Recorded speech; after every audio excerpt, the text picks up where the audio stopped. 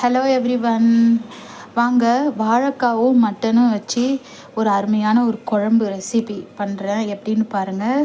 இது ஒரு 300 gram mutton நான் சோம்பு வெடிக்க விட்டு தாளித்து வேக வச்சு வச்சுருக்கேன். 11 விசில் போல். அதோட ஸ்டாக்கு எடுத்து வச்சுருக்கேன் மஞ்சத்தூள் போட்டு.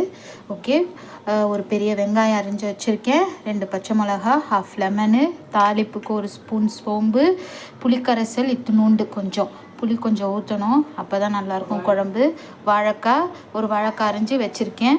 அதுக்கப்புறம் 2 தக்காளி அரைச்சி விழுதாக எடுத்து வச்சுருக்கேன்.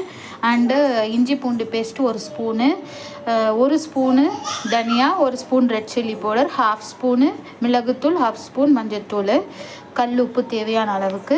இது 2 ஸ்பூன் மட்டன் மசாலா, தேவைப்பட்டால் இல்லைன்னா வீட்டு குழம்பு மிளகாத்தூளே போட்டுக்கலாம். வாங்க எப்படி செய்கிறதுன்னு பார்க்கலாம். அந்த மட்டன் வேக வச்ச குக்கர்லேயே தான் பண்ண போகிறேன். 2 ஸ்பூன் எண்ணெய், சரிங்களா? எண்ணெய் காஞ்சிடுச்சு. இப்போது இந்த சோம்பு போட்டுக்கோங்க. இப்போது வெங்காயம் போட்டுக்கோங்க, கருவேப்பிலை, பச்சை மிளகா, இஞ்சி பூண்டு பேஸ்ட்டு போட்டு நல்லா வதக்கிக்கோங்க, சரிங்களா? இப்போ பாருங்கள், இந்த தக்காளி இதையும் போட்டு நல்லா வதக்கிக்கோங்க. பச்சை வாசனை போகிற அளவுக்கு நல்லா வதக்கிக்கோங்க. தக்காளி நல்லா வதங்கியாச்சு. இப்போது இந்த மட்டன் எடுத்து போட்டுருங்க. இப்போது எல்லா மசாலாஸையும் போட போகிறோம் நம்ம, சரிங்களா? மட்டன் மசாலா போட்டாச்சு. இப்போது வாழைக்காய், கொஞ்சம் புளி தண்ணி, தேவையான அளவுக்கு கல் உப்பு, சரியா?